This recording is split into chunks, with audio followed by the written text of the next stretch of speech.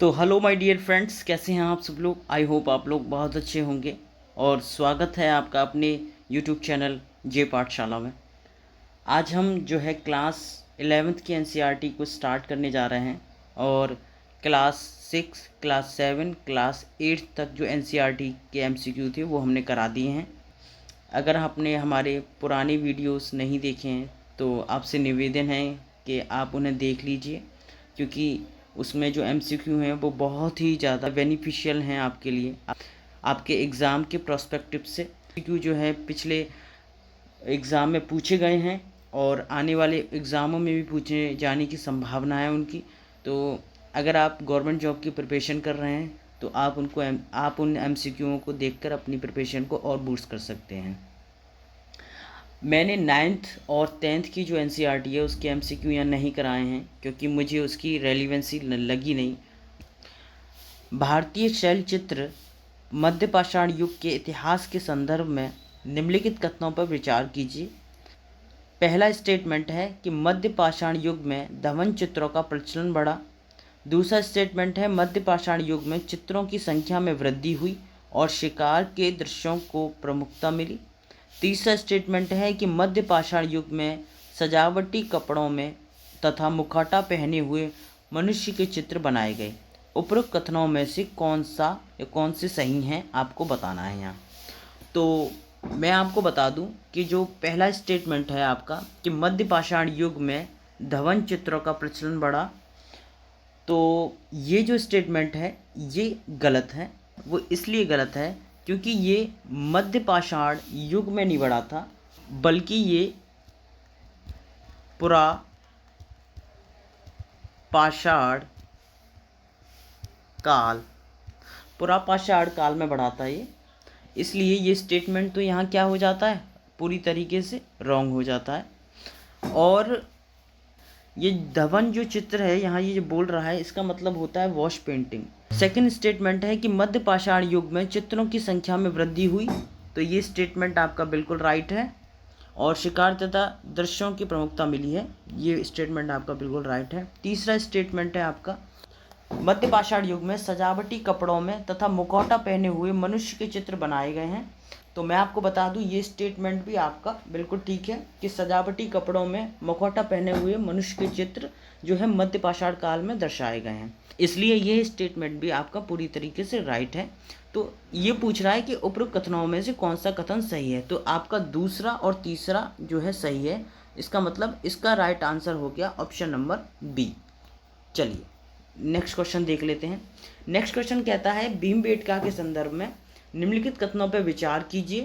पहला स्टेटमेंट कहता है कि भीमबेटका की गुफाओं में छड़ी जैसी मानव आकृतियों में दैनिक जीवन को दर्शाया गया है। और दूसरा स्टेटमेंट कहता है कि भीमबेटका मध्य प्रदेश की कैमूर की पहाड़ियों में स्थित है। तीसरा स्टेटमेंट है भीमबेटका को 2015 में यूनेस्को ने विश्व धरोहर स्थल घोषित किया था। तो उपरोक्त कथनों में से असत्य कथन कौन सा है, तो हमें इसमें से ये आइडेंटिफाई करना है कि इसमें से रॉन्ग स्टेटमेंट कौन सा है। तो मैं आपको बता दूं कि जो पहला स्टेटमेंट है आपका कि भीमबेटका की गुफाओं में छड़ी जैसी मानव आकृतियों में दैनिक जीवन को दर्शाया गया है, तो ये स्टेटमेंट तो आपका बिल्कुल राइट हो जाता है, ठीक है, ऐसा वहाँ दर्शाया गया है। दूसरा स्टेटमेंट कहता है भीमबेटका मध्य प्रदेश की कैमूर पहाड़ियों में स्थित है। तो कैमूर पहाड़ी में स्थित नहीं है, ये जो स्थित है वो विंध्याचल पहाड़ियों में स्थित है, ठीक है। तो ये स्टेटमेंट आपका पूरी तरीके से रॉन्ग हो जाता है। तीसरा स्टेटमेंट है भीमबेटका को 2015 में यूनेस्को ने विश्व धरोहर स्थल घोषित किया था, तो ये स्टेटमेंट भी आपका पूरी तरीके से रॉन्ग हो जाता है, क्योंकि उसको 2015 में नहीं बल्कि 2003 में विश्व धरोहर स्थल घोषित किया गया था, इसलिए ये स्टेटमेंट भी आपका पूरी तरीके से रॉन्ग हो जाता है। यहाँ पूछ रहा है उपरोक्त कथनों में से असत्य कथन कौन सा है, तो आपका असत्य कथन है 2 और 3, तो इसका जो राइट आंसर हो गया वो हो गया ऑप्शन नंबर सी। चलिए नेक्स्ट क्वेश्चन देख लेते हैं। नेक्स्ट क्वेश्चन कहता है कि निम्नलिखित युग्मों पर विचार कीजिए। प्राग ऐतिहासिक स्थल और दूसरी तरफ राज्य दे रखे हैं, इन्हें आपको मिलाना है। तो आपको यहाँ ये बताना है। तो सबसे पहला है भीमबेटका मध्य प्रदेश, ये बिल्कुल राइट है, ठीक है। और दूसरा है लखुडियार, ये उत्तर प्रदेश में है। तो जी नहीं, ये स्टेटमेंट आपका बिल्कुल रॉन्ग हो गया, क्योंकि ये जो है उत्तर प्रदेश में नहीं है, ये उत्तराखंड में है। तीसरा स्टेटमेंट है ऊपगल्लू, तो जी नहीं, ये भी रॉन्ग है, क्योंकि ये केरल में नहीं है, ये आपका है तेलंगाना में, तो ये भी आपका रॉन्ग हो गया। चौथा है जोगीमारा, तो जोगीमारा की जो गुफाएं हैं वो छत्तीसगढ़ में स्थित हैं, तो ये आपका राइट आंसर है।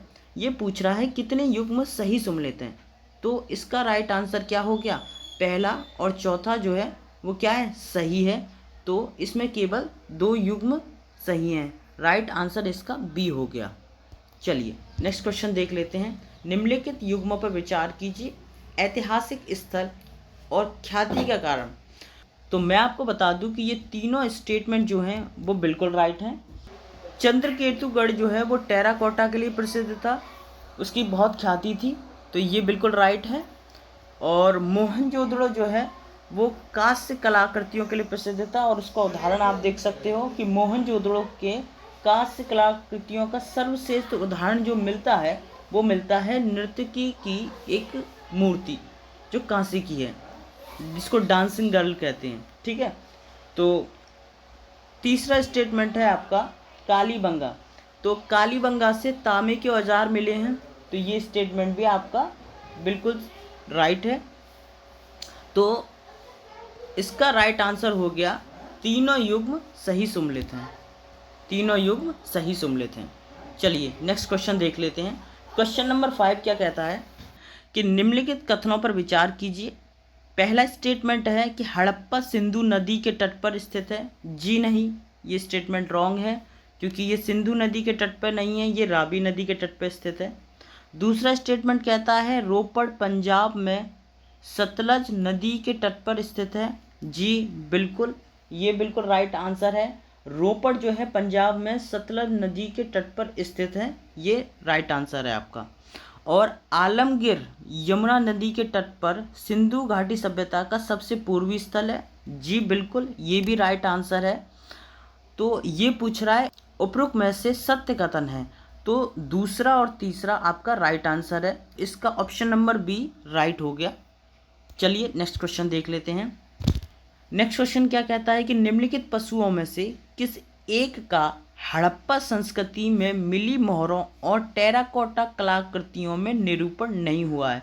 तो आपको पता है कि गाय जो है उसका कहीं भी सिंधु घाटी सभ्यता के अंदर जिक्र नहीं किया गया है, उसका आपको जिक्र मिलता है वैदिक सभ्यता में जब आप पढ़ते हो, लेकिन सिंधु घाटी सभ्यता में गाय का जिक्र नहीं मिला है, और घोड़े की भी साक्ष्य आपको नहीं देखने को मिले हैं। एक आध उसका कोई स्केटल मिल गया है घोड़े का, लेकिन साक्ष्य घोड़े के भी नहीं मिले हैं, और ना ही गाय का कोई जो है वहाँ पे जिक्र हुआ है। तो आपका राइट आंसर हो गया नंबर ए। चलिए नेक्स्ट क्वेश्चन देख लेते हैं। नेक्स्ट क्वेश्चन क्या कहता है कि निम्नलिखित में से कौन सा एक हड़प्पा स्थल नहीं है।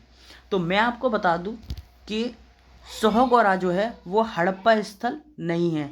तो चलिए फिर मिलते हैं आपसे अगली वीडियो में, तब तक के लिए अपना ध्यान रखिए, खुश रहिए, पढ़ते रहिए और अपने माँ बाप का नाम रोशन कीजिए। जय हिंद।